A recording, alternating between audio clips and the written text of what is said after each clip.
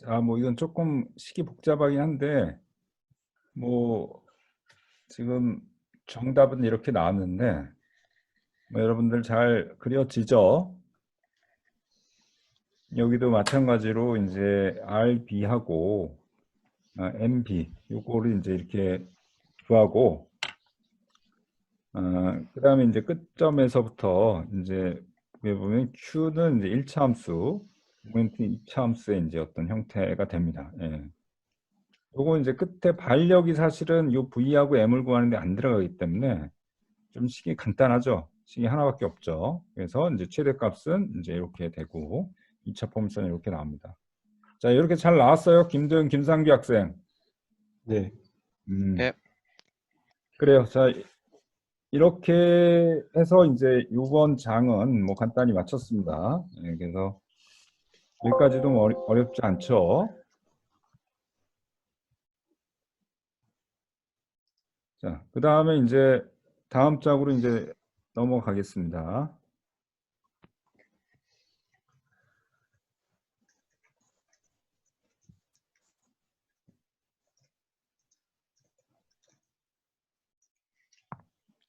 자, 이제 보해 응력입니다. 지금 여기서 우리가 배웠던 거죠, 이게. 보해 응력이고 우리가 사실은 배웠던 거는 기억이 나는지 모르겠지만 시그마는 마이너스 m, y, i 이제 이걸 배웠죠. 그다음에 이제 이거를 이제 섹션 모듈러스 g를 도입해서 m 이렇게 됐죠. 요거가 이제 보이론입니다. 예. 지금 그래서 아까도 했지만 Q가 있고 V가 있고 그 다음에 M이 있고 이걸로 이제 시그마 X까지 이제 구하는 게 요번 장의 이제 사실은 5장의 이제 목적이었죠. 여기서 이제 보이론이 나옵니다. 예, 요 관계를 유도하는데 이제 보이론이 나오는데 사실은 이것만 중요한 게 아니라 우리가 여러 가지 여기에 관련된 어떤 물리적인 관계를 우리가 좀 정확하게 알 필요가 있어요. 물리적인 관계. 즉 우리가 모멘트하고 그다음 굽힌 강성 EI라는 거. 그다음에 우리가 이제 카파라고 하죠. 이거 공률. 이런 것들 간에 우리가 관계 이런 것들을 같이 이해하는 게 중요합니다. 이제 이 장에서는. 그래서 이제 이거하고 이제 같이 연동돼서 이해를 하는 거고 보이론을 이루하는 게 조금 복잡해요. 이제 단계가 조금 여러 단계가 있어서 이게 약간 몇 단계를 거쳐서 이제 좀 복잡하게 유도가 됐는데 그거에 대해서 이제 조금 더 보겠습니다. 여기서 물리적 관계 시그마하고 입실론도 있죠. 요것들 간의 어떤 관계 이런 것들을 보이론을 유도하는 과정을 한번 이제 되짚어 보면서 여기에 바탕에 깔려 있는 어떤 이런 어떤 구조응답이 될 수도 있고요. 그 내력이 될 수도 있고요. 뭐 이런 것들 간의 어떤 관계를 유도를 해보겠습니다. 자, 먼저 이제 뭐 여러 가지가 있는데 여기서 이제 핵심적인 것만 좀 골라서 다시 보는 거니까 그러는 거죠. 그래서 이제 앞에서는 전단력과 굽힌 모멘트를 구했고 이를 이용해서 굽힌 응력과 전단 응력을 계산하는 게 이제 이 장에서는 목표입니다. 그래서 처진 커브를 또 구하고 처진 커브는 아마 그 다음번에서 나올 겁니다. 그래서 이제 볼을 해석한다라고 하는 거는 응력 변형을 처진까지 구하면 이제 다 끝나게 되는 겁니다. 뭐 그 다음에는 이제 별건 아니고요. 그 다음에 이제 우리가 여기 카파 공률, 공률이라고 하는 거는 이제 이게 곡이 얼마나 심하냐. 률이라고 하면 이제 우리가 어떤 레이트, 영어로 하면 레이트고 이게 변화율이죠. 변화율이라는 건 이제 길이 방향으로 얼마나 곡이 잘 변하느냐라는 걸 이제 얘기를 합니다. 예. 그래서 이제 곡을 얘기할 때 항상 곡률 반지름을 얘기를 하죠. 그래서 이제 이게 이제 굽어져 있을 때 요 곡을 나타내는 그 반지름, 그거의 역수가 이제 바로 곡률이었죠.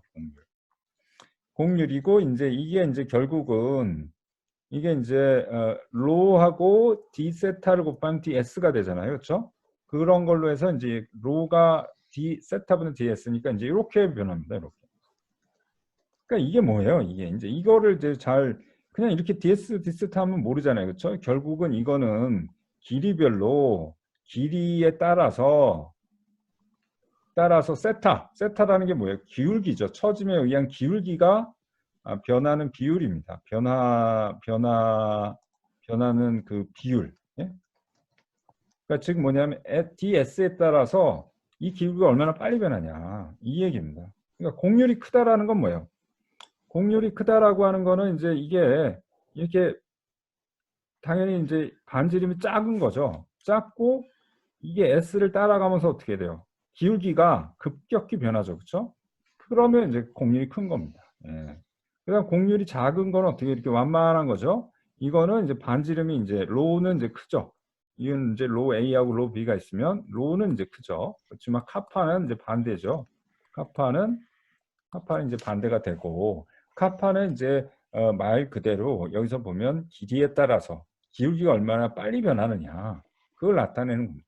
그래서 이건 이제 공률이 작다 이런 거는 길이에 따라서 곡이 별로 천천히 변하죠. 그렇죠? 이거를 이제 나타냅니다. 그래서 공률을 그렇게 좀 이해를 해 두시는 게 좋습니다. 그 다음에 이제 미소 변형을 나타내면 이제 ds나 dx나 비슷하기 때문에 이제 이렇게 나타냅니다. 이게 이제 이거를 그냥 x를 따라가느냐 아니면 각 세그먼트를 따라가느냐 이제 뭐 그런 건데요. 큰 차이는 없습니다. 뭐 그 다음에 이제 공률 같은 경우는 뭐 이제 이렇게 모멘트하고 동일합니다. 모멘트가 이제 이럴 때 플러스죠. 이게 이제 모멘트가 플러스이기 때문에 이런 모멘트에서 유발되는 공률은 이제 플러스고 반대인 경우는 이제 마이너스가 됩니다. 자, 아까 이제 우리가 목표는 시그마는 m, y, i 요걸 유도하는 거라고 했잖아요. 그렇죠? 그럼 이게 결국 뭐예요? 시그마하고 모멘트의 관계죠. 즉 응력과 모멘트의 관계를 우리는 가야 됩니다. 예, 이 두 개를 연결해야 되는데 이게 거리가 좀 멀어요. 거리가 멀어서 거기다 이제 징검다리를 놓습니다. 징검다리를 놓는 게 이제 변형률과 공률이어서 먼저 응력과 변형률, 그 다음에 이제 그다음 변형률과 공률과 모멘트 이렇게 몇 개 징검다리를 거쳐가지고 결국 응력과 모멘트 관계까지 갑니다. 예. 그래서 이제 이게 몇 단계 한 두어 단계죠. 그 정도를 거쳐야 되는데 그 과정이 조금 어렵게 느껴질 수도 있지만 그 과정에서 이렇게 음미할 수 있는 물리적 의미 이런 것들을 곱씹어 보면 뭐 나름 재미있습니다. 자, 일단 먼저 그 아까 배운 그 변형률과 공률, 즉 이거부터 합니다. 여기 다시 이제 보면은 자, 요 가운데 거부터 합니다. 예. 가운데 거부터요. 요거부터 하면 변형률과 공률, 입실론과 이제 카파의 관계입니다. 예. 그런데 이제 여기서 보면 이 먼저 이제 카파라는 건 결국 요 로분의 1의 이제 반대잖아요. 그렇죠? 카파. 뭐 생각을 해보시면 이 공률이 크면 어떻게 돼서 공률이 크다라고 하면 이게 이제 더 이렇게 오그라드는 거잖아요. 이렇게 더 오그라드는 거잖아요. 그렇죠? 그렇게 되면 어떻게 돼요? 그러면 이 변형률이라는 게 이제 요 위치에서 지금 변형률인데 요 변형률이 더 커지겠죠. 그렇죠? 그리고 이제 y라는 건 이제 여기가 중립축입니다. 중립축에서부터 이제 거리가 이제 멀면 멀수록 또 당연히 변형률이 커지겠죠. 그러니까 이제 여기보다는 요 위에가 변형률이 더 커지겠죠. 즉, 그 더 많이 변형이 된다는 거죠. 더 짧아진다라는 거죠. 그렇죠? 근데 이제 여기서 이제 그 마이너스가 붙은 거는 지금 이제 여기가 y는 이쪽이 이제 플러스잖아요. 그렇죠? 그 다음에 로도 지금 현재 이게 지금 아까 이렇게 휘는 게 플러스라고 했어요. 플러스인데 어떻게 돼요? 변형률은 그 압축이 되니까 압축이 되는 거는 압축이 돼서 이게 짧아지는 건 마이너스가 되죠. 그렇기 때문에 이제 이 정의를 하다 보니까 이게 이제 이럴 때 변형률은 마이너스가 돼서 압축이 돼야 된다라고 해서 이제 마이너스가 붙는 겁니다. 예, 이 관계는 뭐 요 관계가 이제 뭐 어떤 단순한 비례 관계를 따져보면 어렵지 않죠. 공률이 커지면 당연히 고 일종의 이제 요 하나의 스트립이라고 할 수 있죠. 요 스트립은 이제 더 짧아진다. 그 다음에 중립축에서부터 거리가 이제 멀면 멀수록 또 더 짧아진다. 이렇게 이제 보시면 됩니다. 자, 그 다음에 이제 변형률과 응력 관계. 이거는 이제 시그마는 입실론은 이제 잘 알죠. 앞에서 후크 법칙을 이용해서 배웠고요. 그래서 이제 입실론 대신에 이거 넣으면 간단히 이제 이렇게 됩니다. 응력도 마찬가지죠. 응력도 이제 결국 중립쪽에서부터 멀면 멀수록, 그 다음에 공률이 크면 클수록 이제 크게 커지게 됩니다. 자, 그 다음에 이제 모멘트와 공률. 그 다음에 이제, 그러니까 여기 1번 했고, 응력과 변형을 이거 간단하게 했고, 그 다음에 이제 공률과 변형, 요거입니다, 요거. 요게 보면 어떻게 제일 좀 중요한 것 같기도 한데, 여기서 이제 모멘트하고 이제 우리가 시그마의 관계는 있죠. 요거는 이제 적분을 하면 되죠. 그렇죠? 그러니까 요거라는 게 뭐예요? 지금 요거 하나의 응력 하나하나가 이제 다 모이면 요거 이 응력들이 이제 모이면 이게 이제 이런 모멘트를 만들어내죠. 그렇죠? 예, 모멘트를 만들어내기 때문에 이걸 적분하되 응력에다 뭘 곱해요? 모멘트 함에 해당하는 요 y를 곱해서 구하게 됩니다. 즉 이제 내가 이제 어떤 요런 요 위치에서 어떤 모멘트 성분을 한다 그러면 여기서부터 여기까지 y를 이제 곱해서 하는 거죠. 근데 이것도 지금 마이너스가 왜 그래요? 지금 어떻게 돼요? 이렇게 되는 경우는 바로 이 경우는 바로 이 경우는 보면은 모멘트가 지금 플러스 맞죠? 모멘트가 이게 플러스 방향이고 그 다음에 이제 y는 이쪽이 플러스니까 플러스가 맞죠? 그렇죠? 근데 응력이 어떻게 돼요? 응력이 지금 압축이잖아요. 응력이 이제 마이너스예요. 응력이 마이너스. 이거 플러스. 그러면 이제 마이너스가 플러스를 곱해서 모멘트 플러스가 나와야 되기 때문에 마이너스가 필요합니다. 예. 반대로 이쪽은 어떻게 돼요? 이쪽은 시그마가 플러스죠. 예. 근데 y가 어떻게 돼요? y가 마이너스야. 그러니까 마이너스하고 플러스를 곱하면 또 이게 플러스가 돼야 되기 때문에 여기 또 마이너스가 붙는다고 보죠. 적분하면 되고요. 그래서 이제 모멘트는 시그마 x가 이제 여기 요거 있었잖아요. 여기가 마이너스가 붙어 있어서 또 이게 상쇄돼서 없어지죠. 그렇게 되고 그 다음에 이제 여기서 y의 제곱 요 텀이 결국 i라는 2차 광원성 모멘트로 떨어지게 되죠. 그래서 이걸 다시 정리하면 이제 이겁니다. 로는 여기서 이제 카파는 2i분의 m. 자, 요거. 자, 요게 이제 요게 결국은 이제 무슨 말이에요? 요거 해석이 어떻게 돼요? 결국은 자, 어떤 그 공률을 키우기 위해서는 즉 이게 이제 어떤 이 빔이 많이 이렇게 굽어지기 위해서는 모멘트를 많이 키워야 되겠죠. 당연히 힘을 많이 걸어야 커지죠. 그렇죠? 그 다음 어떻게 해요? 굽힘 강성, 이 안에 굽힘 강성이라고 하죠. 이게 작아야 이제 많이 또 커지겠죠. 즉, 뭐 다시 말하면 모멘트는 뭐 다시 이렇게 쓸 수도 있습니다. 이렇게 하면은 어떻게 돼요? 우리가 그 많이 변형 커베처를 키우려면 아니면 이제 똑같은 굽힘 강성에 대해서 그 카파를 키우려면 많은 모멘트가 필요하다 이렇게 볼 수 있죠. 아니면 똑같은 이제 카파에 대해서 굽힘 강성이 크면 클수록 우리가 더 큰 힘이 필요하다 이렇게 이제 우리가 이해할 수도 있습니다. 자, 이런 것들이 지금 자 그래서 이제 결국은 다시 돌아가 보면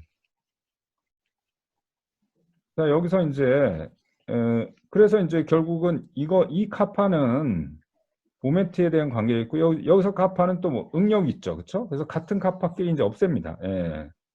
그래서 이제 카파는 이렇게 되니까 이제 이 텀하고 이 텀하고 같아야 되죠. 그러면은 이제 우리가 시그마 x는 마이너스 m i분의 my 이렇게 됐습니다.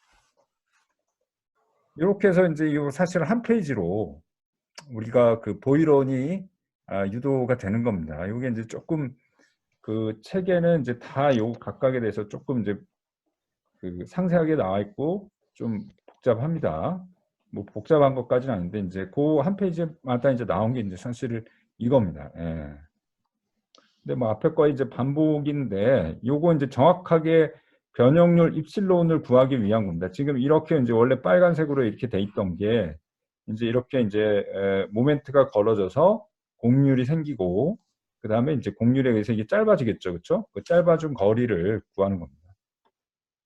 그래서 이제 그 요 L1 지금 이제 여기가 이제 L1이죠. 여기가 L1인데 이제 나중에 굽힘 후에 나중 길이가 이제 L1이죠. 처음 길이는 그냥 dx. 이거 dx.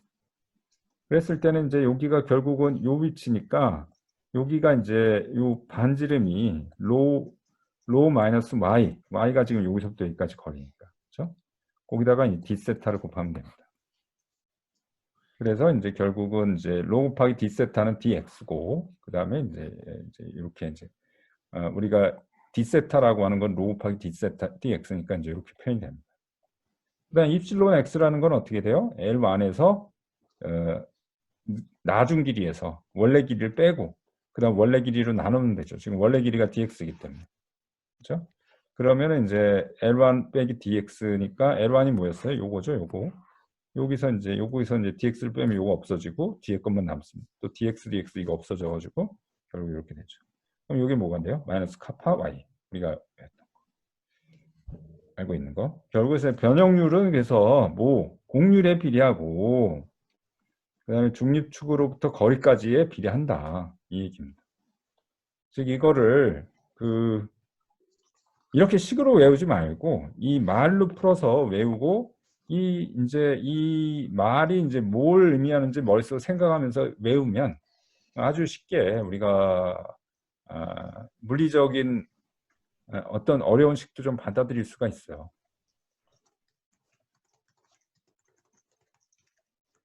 자, 그 다음에 이제 뭐 그 두 번째 변형률과 응력의 관계, 이거는 이제 이거죠. 이거는 뭐 이제 시그마니 입실론 이거는 간단하죠. 그래서 이렇게 되는 건 이제 우리가 잘 알고 있고요.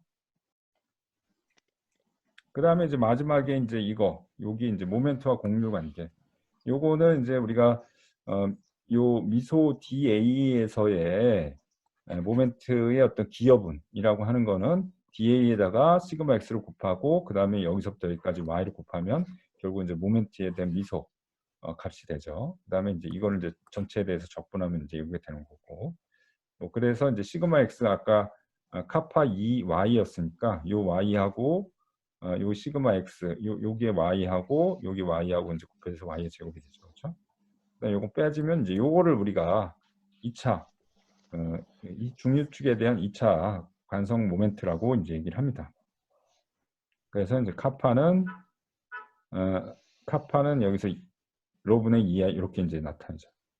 그래서 마찬가지로 이것도 이 안에 이제 구핑강성이라고 얘기를 하죠. 구핑강성. 즉 이제 2가 크면 클수록 또 i가 크면 클수록 이제 굽히기가 어렵다. 즉 구핑강성이 커진다라는 거죠. 그렇죠? 우리가 이제 뭐 다른 강성이 뭐였어요? 인장강성이라는 게 있었죠. 인장강성. 인장강성 같은 경우는 2 곱하기 a가 이제 되는 거고 구핑강성이 2 곱하기 i가 되는 겁니다. 자, 그래서 이제 공률은 이제 뭐에? 모멘트에 비례하고 그 다음에 이제 구핑 강성에 이제 반비례한다. 라고 이제 우리가 얘기를 할 수가 있습니다.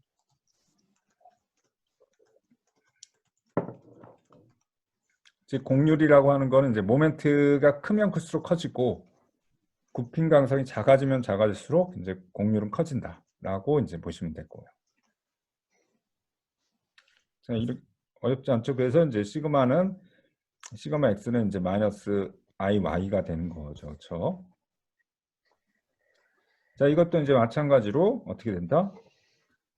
시그마 X는 이제 모멘트에 비례하고 중립축에서부터 거리 Y에 이제 비례하고 그다음 관성 모멘트에 반비례한다라는 겁니다. 그러니까 이것도 이제 마찬가지로 모멘트가 크면 당연히 응력이 커지겠죠. 그다음 중립축에서부터 멀면 멀수록 커집니다. 왜냐하면 이제 이렇게 여기서 멀면 멀수록 뭐가 커지기 때문에 입실론이 커지기 때문에 응력이 커지는 거예요, 사실은. 이게 사실은 뭐 특별한 게 없습니다. 멀면 멀수록 당연히 이제 중립축에서는 0이기 때문에 변형률이 입실론이 0이겠지만 이게 이제 중립축에서 멀면 멀수록 비례해서 커지죠. 그러면서 시그마도 이제 커지는 겁니다.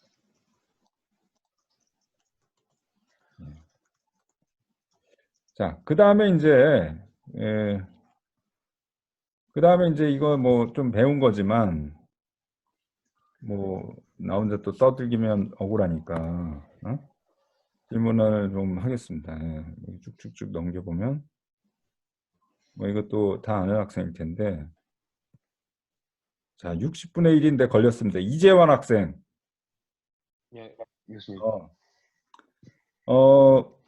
질문이 뭐냐면 우리가 이제 I 값이 있고 이건 이제 관성 모멘트고 그 다음에 섹션 모듈러스 S가 있잖아요. 그렇죠? 섹션 모듈러스 기억나요? 기억 안 납니다. 기억 안 나요? 예. 벌써 차단을 해버리네 그냥. 제가 군복학한 지 별로 안 돼서 다 까먹었습니다. 다 죄송합니다. 까먹었어요? 예. 좋습니다. 그러면 솔직해서 좋다 그러면 그냥 빨리 넘어갑시다 그러면. 예, 자, 좋습니다. 이 섹션 모듈러스는 어떻게 돼? 섹션 모듈러스는 지금은 이제 섹션 모듈러스라고 하는 거는 i를 이 위치 그러니까 이제 그 어떤 특정 위치까지의 거리 C1으로 나눈 거고요. S2는 이제 i를 또 C2로 나눈 겁니다.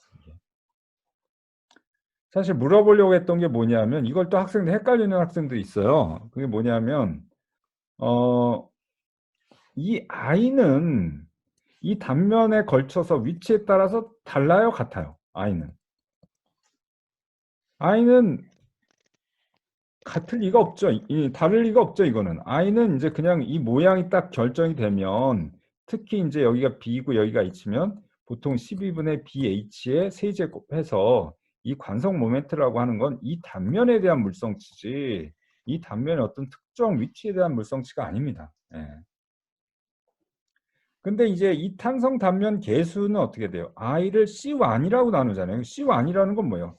이 단면 계수라는 건 요 특정, 요 끝에 머리, 여기에서의 이제 어떤 그 단면 계수고, 그 다음에 요 S2라는 건 이제 요 위치에서 단면 계수입니다. 그래서 이제 이 S라고 하는 거는 이거는 이제 위치에 따라 또 달라지는 거예요. 위치에 따라 달라요. 그런데 볼을 설계할 때 그러면 아이가 큰 게 좋겠어요? 안전하겠어요? 아니면 작은 게 좋겠어요? 응?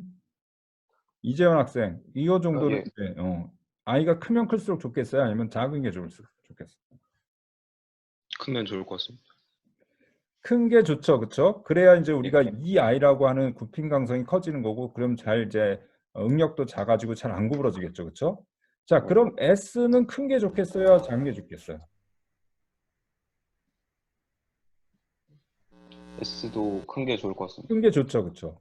예, 큰 게 좋은데 그런데 이제 지금 여기서 S1, S2라고 잡은 건 뭐예요? 여기서 가장 S1이 작은 거는 여기 그러니까 이제 S라고 하는 게 사실은 이게 이제 특정 위치에서 I를 Y로 나눈 거잖아요. 그렇죠? 예, 그러면 그 S가 가장 작은 데는 어디겠어요?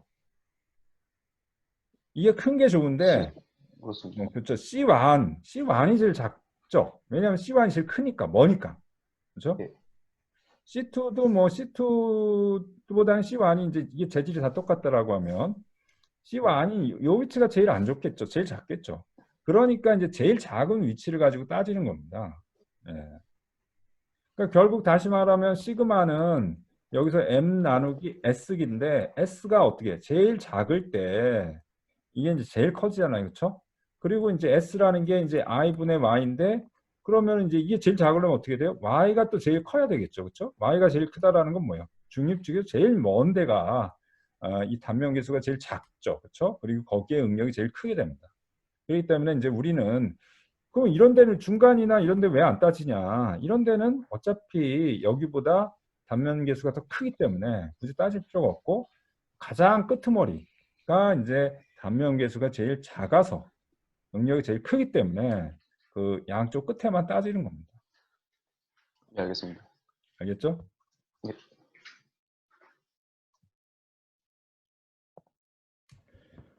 자, 예, 그렇게 해서 이제 한참 달려왔는데, 뭐 또 잠깐 또 다른 얘기를 하고, 음, 예, 다른 얘기를 잠깐 또 하고, 하겠습니다. 지난번에 이어서. 여러분들 요즘에 그 집에만 있으니까 사실 시간이 많아요. 특히 왔다 갔다 안 하잖아요. 그렇죠? 또 왔다 갔다 하다 보면 뭐 커피집도 들리고 당구도 치고 뭐 또 어디 들리는 데가 많잖아요, 사실은. 근데 집에만 있으면 뭐 그런 새는 시간이 없죠. 그러다 보면 책을 좀 많이 보거나 사서 보면 되는데 요즘 도서관도 다 문 닫아서 빌려보질 못하는데 전자책을 빌려볼 수가 있습니다. 전자책은 서울시에서 하는 전자책 빌려보는 데가 있어요. 거기서 보면 물론 뭐 다 모든 책은 아니지만 어렵지 않게 빌려볼 수가 있습니다. 그래서 여러분들 그런 책들을 좀 읽어보라고 뭐 이런 얘기를 좀 하겠습니다. 지난 시간에 이제 노회선 얘기를 좀 했죠. 그래서 우리가 이제 그 조선공학도로서 한번 좀 눈여겨봐야 될 너무도 좀 인간적인 거의 뭐 노예를 사람이 아닌 물건으로 취급하고 이제 배를 설계했다라고 보시면 됩니다. 예. 그리고 물론 이제 이 밑에 공간이 많지만 이런 데는 이제 이 노회선을 지난 시간에 이제 삼각무역에 썼기 때문에 삼각무역이라는 거를 하려면 이제 노예를 실으러 가기 전에 물건도 싣고 가야 되거든요. 그렇기 때문에 이제 여기서 노예를 여기 싣고 가서 여기서 서인도제도에서 이제 설탕이라든지 아니면 뭐 면화라든지 뭐 이런 것들을 싣고 와야 되기 때문에 또 저런 공간을 이제 좀 남겨둬야 됩니다. 자, 그런데 이 종호삭간이라는 게 나의 종호가 이제 우리나라 말 같은데 여튼 이건 우리나라 말 아니고 이 사건이 일어나는데 이게 이제 1781년도 대서양 한복판에 이제 발생을 했습니다. 그래서 이때 이제 무슨 말이냐면 노예선 종호가 있었는데 선장이 노예를 갖다 바다에 던져요. 뭐 알겠지만 이제 이 아프리카에서 이제 새로 서양 사람들이 가면서 뭐 천연두라든지 이런 전염병을 이제 병균을 많이 가져갑니다. 그래서 거기에 항체가 없는 노예들은 이제 전염병이 이제 많이 걸리게 됩니다. 그리고 또 특히 아까 그 노예선이 워낙 그 내부 공간이나 이런 것들이 열악하기 때문에 또 쉽게 전염병이 돌아요. 근데 또 이때 당시에 이제 또 굉장히 상업지가 잘 발달했고 우리가 사실은 뭐 동인도 회사, 서인도 회사 이렇게 이제 주식회사가 처음 생겼던 게 이제 이때 당시였죠. 그러니까 이제 워낙 이런 항해하다 사고가 많이 나니까 리스크가 많습니다. 그래서 리스크를 완화하기 위해서 보험을 이제 다 들어놔요. 그래서 보험을 들어놓고 이제 이 사람들이 갔는데 보험에서 이제 뭐냐면 이게 이제 보험사에서 이게 이제 병에 걸려서 죽는다. 그러면 이거는 관리 잘못한 건 니네 책임이니까 이제 보험에서 피해를 보상 안 해줍니다. 근데 이제 이게 사고가 나서 이제 빠져 죽었다라고 하면 이제 사고니까 보험사가 피해를 보상해 준다는 거예요. 그래서 이제 병든 노예들은 보상을 받기 위해서 이 사람들이 이제 던집니다. 예. 던지는데 이제 당연히 이제 노예들의 발목에 이제 그 쇠고랑 같은 게 있겠죠. 근데 이제 그거를 원래 이제 사실 소위 완벽하게 주려면 그걸 채워서 던져야 되는데 그걸 또 재활용하겠다고 아까워서 그걸 또 이제 떼내고 족쇄 요거를 풀고 던져요. 그런데 이제 노예 하나 극적으로 이제 배에 올라 살아남아 가지고 이제 이 만행을 이제 고발합니다. 지금으로서는 근데 만행이지만 이때 당시에는 어떻게 됐냐면 그다음에 이때 당시에 이제 그 노예 방론자들이 이제 끼어들어서 어떤 노예 인권 관점에서 이제 얘기를 한 거죠. 아무리 이제 병에 걸렸다 하더라도 다 죽는 건 아니잖아요, 그렇죠? 그랬는데 이걸 거의 이제 상품으로 치고 가치가 없다라고 해서 이제 던져버린 거였죠. 근데 이제 법원에서는 이게 짐승을 던진 거나 마찬가지다 해서 그 행위 자체에 대해서 무죄 판결을 냅니다. 참 있을 수 없는 일이죠, 그렇죠? 근데 이제 보험사에서는 또 이제 배 환자를 충분히 살 수 있는 물이 있었다. 이래서 이제 뭐 지급도 면할 수 있었고요. 예. 그래서 이제 결국 이때 욕 먹은 건 노예 해방자들만 욕을 먹었다고 합니다. 왜냐하면은 그 영국이 사실은 별 볼 일 없는 회사였죠. 워낙 그 기후가 안 좋기 때문에 농산물이나 이런 것들이 나지 않는데 그때 당시에 이제 이런 이제 그 식민지들을 이제 정복하면서 사실은 엄청난 이제 부를 거둬왔고 그때 당시에 이제 노예 자체가 어떤 우리로 치면 이제 국익이 되는 거기 때문에 이런 것들을 반대하는 사람들을 매국노 취급을 이제 했다고 합니다. 예, 참 이해 안 되는 일이죠. 그래서 그때 상황에 따라서 지금 이해 안 되는 것들이 이제 합법화됐던 것들이 이제 굉장히 많습니다. 뭐 예를 들어서 옛날 같으면은 이제 그 아동들도 그 일을 시킬 수가 있었죠. 이제 근로를 시킬 수 있었죠. 그러면서 이제 그거는 뭐 어차피 서로 필요해서 계약을 한 거기 때문에 뭐 우리가 억지로 잡아다가 이제 일을 시킨 게 아니기 때문에 불법이 아니다. 처음에 이제 그렇게 됐다라고 합니다. 예. 요즘은 이제 그 아동을 데려다가 노예를 일을 시키는 건 이제 불법이 됐죠. 뭐 그다음에 이제 뭐 주말에 일한다든가 이런 것들도 다 이제 노동법이 생겨서 이제 그거를 이제 금지하고 있습니다. 자, 그래서 요 책이 그 부의 역사라는 건데 이게 이제 또 저희가 뭐 조선과이다 보니까 이런 또 항해나 이런 것들하고 무관하지가 않아요. 그래서 보면은 책이 재미있습니다. 이거 한번 빌려서 보시면 밤에 잠도 잘 오고 괜찮습니다. 요즘 운동 부족으로 아마 잠도 잘 안 올 것 같은데 그 롤이나 이런 거 하지 마시고 책 같은 거 좀 많이 보면 재미있어요. 자, 여기서 이제 그래서 하여튼 이 i가 중요하다. i가 큰 게 중요하고 s가 큰 게 중요하다라고 이제 얘기를 했죠. 자, 그러면 이제 i 단면계수를 이제 탄성 단면계수라고 하고 뭐 대표적인 거 이제 이 단면에 따라서 이제 이 i 값이 나오죠. 뭐 이런 거는 이제 12분 pH 이런 거 정도는 외워야 되죠. 그래서 s 같은 경우는 이거를 이제 2분의 h로 나누니까 이렇게 이제 이런 값이 나오고요. 그다음에 이제 원 같은 경우는 이제 i 값이 이렇게 되고 또 s는 또 이걸 2분의 d로 이제 나누면 또 이제 이렇게 형태가 됩니다. 자, 그래서 이제 이거에 대한 저 공식을 이용해서 어떤 최대 인장과 최대 압축 응력을 구해라라고 하는 겁니다. 이제. 교수님, 예. 화면이 안 보입니다. 아, 그래요. 네, 공유를 이제 바꿨는데 깜빡했네.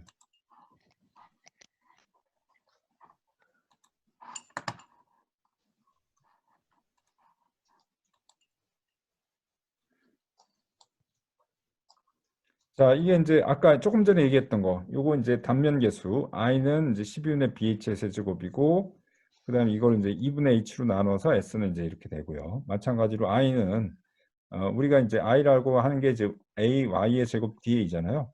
요거에 이제 준해서 우리가 적분을 할 수가 있습니다. 적분을 하면 뭐 우리가 고등학교 때 배운 것들을 이용을 해서 i를 구할 수가 있고요. s는 이제 중립축에서부터 최대 거리, 여기가 2분의 d이기 때문에 2분의 d로 나누면 또 이제 이렇게 됩니다. 자, 그 다음 문제는 뭐냐면 이런 단순지지보에서 굽힘으로 인한 최대의 인장과 압축 응력을 구해라라고 했죠, 그렇죠? 그럼 이제 먼저 어떻게 길이 방향으로 모멘트 맥시멈을 구해야겠죠. 요 모멘트 x가 있는데 요거에 이제 어떤 맥시멈을 우리가 구해야 됩니다. 맥시멈을 구해야지 그 위치에서 그 다음에 이제 그 위치 중에서 이제 단면 중에서 여기든 어떤 끄트머리에서 최대 응력이 걸리겠죠. 그래서 이제 모멘트 x부터 이제 모멘트 다이아그램부터 구해야 됩니다. 그래서 이제 이렇게 생긴 건 앞에서 안 하긴 했지만 뭐 두 개 중첩이고 두 개 다 선형이기 때문에 그냥 더하면 됩니다. 그래서 여기서 이제 이 디테일한 건 여기서 안 하고요. 지금 모멘트는 이제 모멘트 선도를 구했다고 칩니다. 이건 앞에서 했던 거기 때문에. 그래서 여기서 이제 물론 점프가 여기 일어나죠. 요만큼 이제 점프가 이게 50톤이 일어나는 거고 전단력은 이때는 플러스, 이때는 이제 마이너스고 이걸 적분하면은 대략 요 점에서 최대 모멘트가 걸리는 게 있겠죠. 뭐 제일 간단하게 구할 수 있는 거는 사실 요 면적만 그냥 적분하면 요때 최대값을 우리가 구할 수가 있어요. 자, 그래서 이제 여기 P가 가해지는 요 점에서 이제 모멘트 최대가 걸리고요. 그때 이제 단면은 이렇게 생겼기 때문에 우리가 12분의 BH의 세제곱, 이 i는 12분의 BH의 세제곱 이렇게 해가지고 요걸 가지고 우리가 최대 응력을 구할 수가 있습니다. 그래서 이제 일단 단면 계수는 12분의 BH를 다시 2분의 H로 나누면 이제 이렇게 되고요. 그 다음에 이제 최대 인장 응력. 인장은 이제 우리가 밑에서 발생을 하겠죠. 이렇게 휘니까. 밑에 이제 생길 테고, 요거는 mx를 s로 나누면 이제 10.8. 요거는 압축은 이제 마이너스 이렇게 되죠. 그렇죠? 이게 사실은 이게 위아래가 대칭이니까 이게 같은 거죠. 그렇죠? 그렇지만 뭐 대칭이 아니고 만약에 단면이 이렇게 됐다 그러면 이제 다르죠. 그렇죠?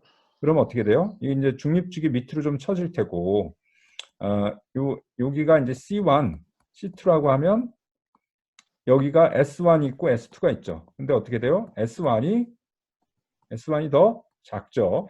그러니까 사실은 여기서는 요 압축 응력이 이제 더 크겠죠. 그렇죠? 뭐 그런 것들을 우리가 유출할 수가 있습니다. 예, 마찬가지로 이제 이런 경우도 이거는 좀 복잡하죠. 이게 구간을 좀 나눠야 되기 때문에 복잡합니다. 근데 뭐 복잡하지만 어렵지는 않죠. 그래서 V를 또 이제 구했고 이제 모멘트 선도를 보면 이제 이렇게 그려집니다. 이게 뭐 조금 희한하지만 여튼 이제 여기까지는 2차로 해서 이제 포물선이 되고요. 그다음에 여기서부터 이제 면적이 줄어들죠. 쭉 줄어들다가 그다음에 이제 여기서 다시 이제 플러스가 되니까 또 다시 이렇게 올라옵니다. 그래서 이제 이 값 자체는 이제 이 삼각형들을 이제 면적을 구하면 구할 수가 있습니다. 어렵지 않게 여기 면적 구하고 여기 같은 거는 이제 여기까지 다 구하면은 나오겠죠. 그렇죠? 그래서 이제 파저티브는 이렇게 되고 네거티브 맥시멈은 이렇게 됩니다. 예. 그래서 이제 요거는 단면은 이제 똑같기 때문에 즉 이제 여기 중간과 요점에서 이제 모멘트가 이제 걸리게 됩니다. 크게. 그렇죠? 여기는 힌지인데 왜 모멘트가 걸리냐 이렇게 생각할 수도 있지만 이게 이제 이쪽에서 이렇게 힘을 누르고 있기 때문에 이게 이제 마음대로 돌아갈 수가 없죠. 여기가 힘이 걸린다 하더라도 이쪽에서 이제 막고 있기 때문에 마음대로 돌아갈 수가 없습니다. 자, 그래서 이제 이 단면은 조금 희한하게 생겼어요. 이렇게 이제 디귿자 형태로 이렇게 생겼다라고 치면 조금 이제 어렵게 이제 만들어 놨습니다. 자, 이랬을 때 이제 이거는 이제 우리 i부터 구해야 되는 거고 i부터 구하려면 어떻게 해요? 기억이 나는지 모르겠지만 뉴트럴 엑시스부터 구해야 됩니다. 네, 뉴트럴 엑시스부터. 뉴트럴 엑시스는 뭐예요? 이건 이제 1차 모멘트가 0이 되는 그 지점이죠. 그 1차 모멘트라고 하는 거는 뭐예요? 또 면적에다가 거리를 곱한 거죠. 거리를. 그렇죠? 기억이 나는지 모르겠는데. 그래서 이제 면적하고 거리, 이제 면적 자체가 아니라 1차 모멘트 값이 0이 되는 그런 이제 그 뉴트럴 엑시스를 구합니다. 그랬을 때 이제 뉴트럴 엑시스를 이제 먼저 처음에는 그냥 여기에 있다라고 가정을 하죠. 그냥 한쪽 끝에머리에 있다라고 가정을 하죠. 그래서 여기에 대해서 일단 1차 모멘트를 다 구합니다. 그래서 첫 번째 요 A1에 대한 거는 어떻게 돼요? A1은 먼저 여기서부터 여기까지 Y1이 어떻게 돼? 여기가 이제 2분의 T니까 여기가 12mm니까 6mm죠. 그렇죠? 6mm고 에어리어는 이제 여기서부터 여기까지인데 여기가 이제 B 빼기 2T 하면 되죠. B 빼기 2T에다가 T를 곱하면 3312가 됩니다. A2는 이제 요거죠. 요거는 이제 Y2라고 여기서 이제 도심까지 거리는 이게 80이니까 40. 그다음 면적은 뭐예요? 얼마요? 이제 80에다가 11을 곱하니까 960. 이렇게 되고요. A3는 뭐 A2랑 같고. 자. 그렇게 해서 이제 중심 위치는 어떻게 됩니까? 중심은 C1은 이제 뭘로 나누면 돼요? 이제 지금 여기가 뭐가 들어가요? 뭘 나눈다? A1에다가 A1에다 Y1을 곱하고 1차 모멘트 플러스 A2에다가 이거 왜 이러지? 왜 자꾸 줄이 생기는지 모르겠네. 다시요. A1에다가 Y1 플러스 A2 Y2 플러스 A3 Y3 이렇게 하고 밑에를 뭘로 나눠요? A1 플러스 A2 플러스 A3 이렇게 하면 되죠. 그렇죠? 그러니까 이게 결국은 이제 1차 위에는 1차 모멘트 위에 면적이기 때문에 결국은 이제 그 어떤 1차 모멘트에 대한 도심, 그 중심 이렇게 되죠. 네? 그래서 이제 이게 식은 뭐 공식적으로 책에 있는 건 이제 뭐 이렇게 됩니다. 네. 여기는 A2가 이제 A2하고 A3가 같기 때문에 여기 이제 2로 우리가 쓴 거죠. 18.48이 됩니다. 18.48. 그래서 이제 이게 여기서 다시 보면 결국은 여기 C1 여기서부터 여기까지 여기 이게 이제 결국 1차 모멘트 중에 뉴트럴 엑시스가 되는 거죠. 그 다음에 C2는 이제 여기서부터 여기까지는 80에서 빼면 61.5 이렇게 됩니다. 자, 그 다음에 이제 관성 모멘트를 구할 때는 이제 이 중립축에 대해서 구하죠. 중립축에 대해서 구하는데 이제 우리가 이거 이제 우리가 물리 시간에 배운 거죠. 그렇죠? 관성 모멘트는 이제 일단 자기 중심. 예를 들어서 이거에 대해서 하면 이제 자기 중심에 대한 거 하고 그 거리 A에다가 D의 제곱 거리를 곱해서 구하죠. 그렇죠? 그래서 뭐 이제 구해 보면 이건 이제 뭐 자기 중심에 대한 것이 2-2t 곱하기 t 세제곱이고 그다음에 이제 이 중립축까지 거리를 이용해서 구하면 이제 이렇게. 뭐 it도 마찬가지로 똑같이 여기에 대해서 이제 구하면 자기 도심, 즉 여기에 대해서 이제 구한 게 요거고 그다음에 이제 이 자기 도심하고 이 중립축까지 차이가 있기 때문에 a d의 제곱을 이제 구하죠. 그렇죠? 그래서 이제 이렇게 구하게. 그다음에 이제 그럼 토탈로 하면은 i2하고 i3가 같기 때문에 여기다 이제 2배를 해서 이제 더하면 되죠. 그래서 이렇게 돼서 그다음에 이제 단면계수는 어떻게 된다? 단면계수는 C1 같은 경우는 C1이 이제 아까 얼마였어? 18.48로 나눠서 이게 나오고 C2는 이제 여기 나오죠. 그렇죠? 이게 아까도 얘기했지만 중립축으로부터 머니까 C2가 훨씬 크죠. 지금 C2가 C1보다 훨씬 크죠. 그렇죠? 이게 중립축이 크니까 결국 S가 이제 훨씬 작죠. 그렇죠? 우리가 목적은 S가 제일 작은데 단면계수가 제일 작은 데를 찾아야 그때 응력이 제일 큰 거고 그때가 가장 안 좋은 때죠. 그렇죠? 그래서 그걸 기준으로 하면 됩니다. 자, 이거 뭐 이제 기억을 한번 다시 하려고. 그래서 이제 이게 그래서 이제 우리가 이제 양의 모멘트 요 위치에서는 어떻게 돼요? 요 위치에서는 지금 밑면이 여기가 인장이고 여기가 이제 압축이 걸리죠. 그렇죠? 그리고 이제 그러면은 이 텐션에 해당하는 건 S2기 때문에 파저티브를 S2로 나눠줍니다. 그럼 이제 이렇게 되고 압축은 이제 여기서 S1이기 때문에 S1은 좀 크죠, 그렇죠? 그래서 좀 훨씬 더 작게 나오는 걸 확인할 수가 있어요. 자, 음인 위치, 이 위치에서는 이제 음이기 때문에 어떻게 돼요? 이게 이제 이렇게 걸리죠, 이렇게 되고 그러면 이제 인장이 걸린 데는 시그마1 요 위에고 이때는 이제 S1을 써야 되겠죠. S1.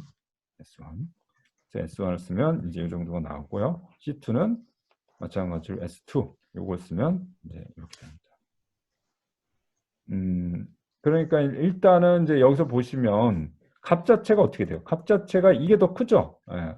이게 더 크니까 이때 이제 더 크리티컬 제일 큰 값이 나오겠죠. 그러니까 이 값에서 어떻게 돼요? 그 다음에 섹션 모듈러스가 작은 데는 어디다? 먼데 S2죠. 그죠? 그러니까 이 음인데서 음의 모멘트에서 이제 S가 작은 S2 요때 이제 제일 큰 값이 나오는 걸 볼 수가 있습니다. 지금 제일 이게 크죠. 그렇죠? 그래서 뭐 그런 것들을 지금 이제 유출을 할 수가 있습니다. 네. 그래서 이제 컴프레션 중에서 맥시멈은 이렇고 텐션 중에 맥시멈은 플러스 중에서 제일 큰 거니까 이제 이게 됩니다. 그렇죠? 여기도 마찬가지로 이제 S2가 이 밑에가 중립축에서 멀기 때문에 응력이 더 크다라는 것을 우리가 유출할 수가 있습니다.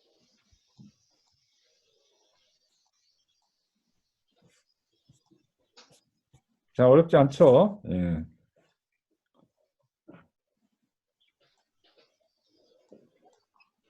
그 다음에 이제 5장의 뒷부분이 전단 응력입니다. 전단 응력.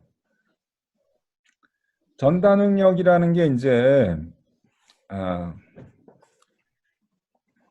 우리가 이제 전단 순수 굽힘인 경우는 수직 응력만 존재합니다. 그러니까 이게 무슨 말이냐면 순수 굽힘이라는 거는 이제 모멘트가 이렇게만 가해 주는 거예요.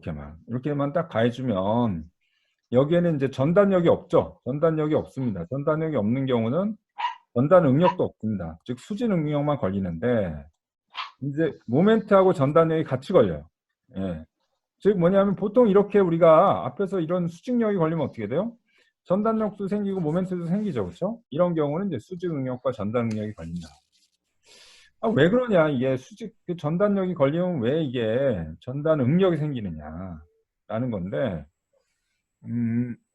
지금 이제 뒤에도 나오지만 우리가 이제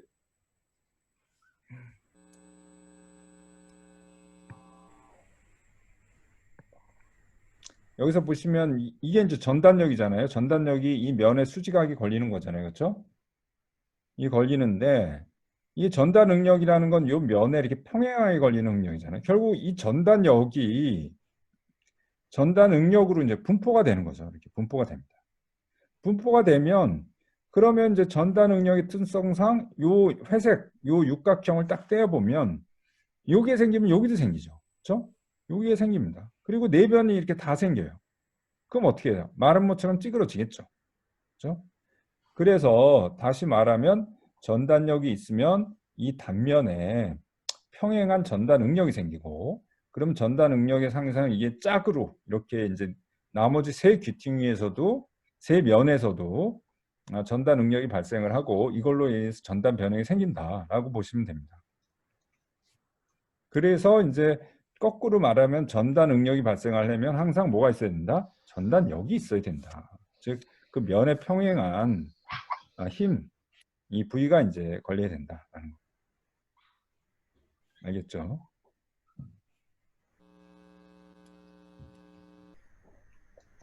근데 이제 전단 응력이 이게 높이에 따라 변화요. 이제 여러분 기억나는지 모르겠지만 이제 이 면에서는 0이고 가운데서 제일 크게 됩니다.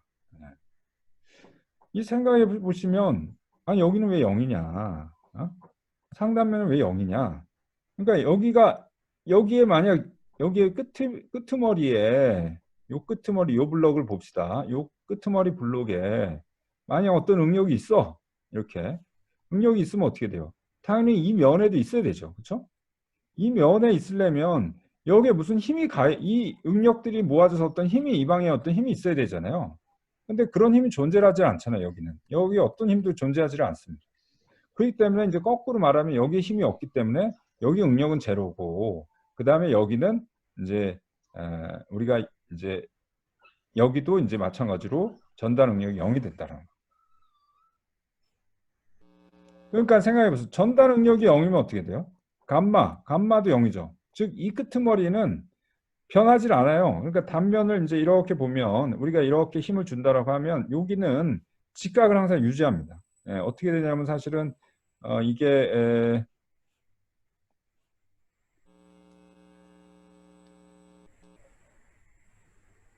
이게 사실은 엄밀하게 말하면은 이렇게 돼서 어떻게 되나?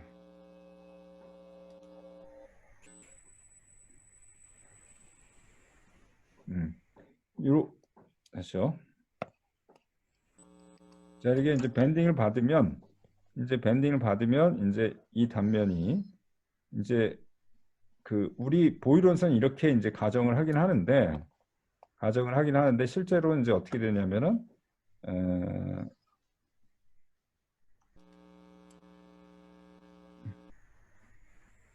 이렇게 됩니다. 그러니까 이게 이제 와핑이 생기게 됩니다. 그래서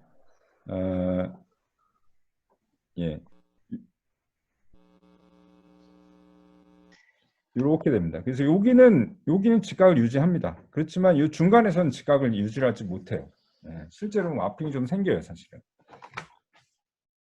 자, 그래서 이제 보해상 화면에서는 전단 응력은 0이고요. 그래서 이제 이게 전단 응력이 존재하는지 안 하는지를 우리가 이제 확인을 해보는 방법이 이제 뭐냐면, 이렇게 이제 볼을 포개놓고 이제 이걸 눌러요. 눌러면 어떻게 돼요?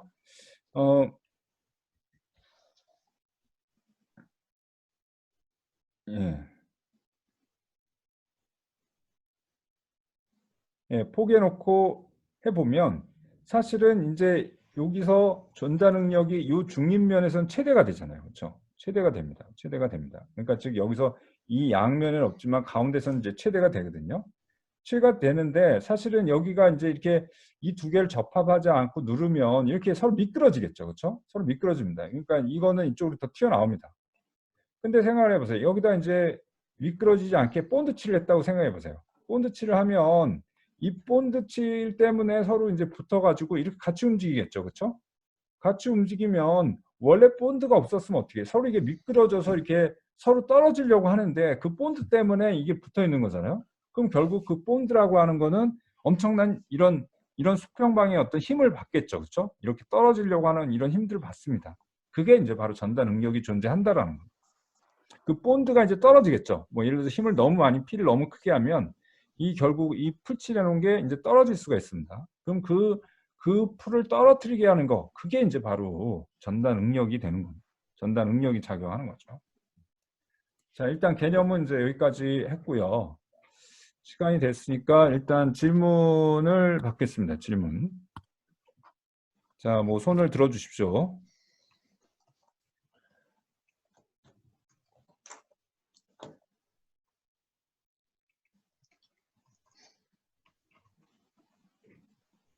예, 다들 조용하네요. 모두 한번 음성 한번 세줄까? 한 번에.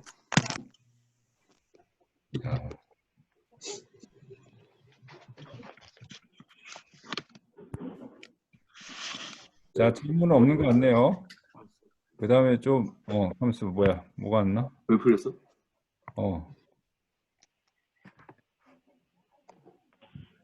누가 이제 디귿자 관성 모멘트 구하는 부분 한 번 더 설명해 달라고 그랬네요. 누구야? 박주상 학생. 자, 다시 한번 봅시다. 여기서 관성 모멘트 구하는 거요. 요 부분이죠, 요 부분. 요 부분 뭐 다시 보시면 우리가 이제 i를 어떤 그 지금 요 IZ1에 대한 건 1이라는 게 지금 A1에 대한 거죠, 요거 그렇죠? 요거니까 요거 하나만 보면 요 1은 이제 자기 센터에 대한 거는 이제 12분의 BH의 세제곱이잖아요, 그렇죠? 여기에 B에 해당하는 게 뭐예요? B-ET. 즉 이게 전체에서 이제 ET를 뺀 거니까 B-ET가 되고 thickness, 이 하이트에 대한 게 이제 T죠, 그렇죠? T가 되죠. 그 다음에 이제 우리가 이게 이제 이 중심에서 여기 중심이 다르기 때문에 지금 그 관성 모멘트를 구하는 그 중심이 다르죠. 그래서 요 거리가 지금 D죠, D. D고 이제 결국은 지금 얼마야? C1에서 C1은 이제 여기서부터 여기까지니까 C1에서 2분의 T를 뺀 거죠. 네. 그래서 이제 A1 곱하기 2분의 T1 이렇게 구하면 이제 이게 나옵니다. 그 다음에 이제 2번도 마찬가지 똑같이 구하면 되죠. 그래서 먼저 이제 12분의 BH의 세제곱인데 B에 해당하는 게 이제 T고 H에 해당하는 게 그냥 H입니다. 예. 그 다음에 이제 AD의 제곱인데 이제 여기서는 A가 A2고 그 다음에 이제 요 거리, 요 길이죠. 요 거리. 여기 차이는 이제 Y2 빼기 C1이 되는 거니까 Y2 빼기 C1의 제곱 이렇게 해서 구하면 됩니다. 그래서 지금 이제 이거는 하나 있고 이건 두 개가 있기 때문에 합쳐서 이제 계산하면 이렇게 됩니다. 자, 이 질문이 됐나, 답이 됐나 모르겠네.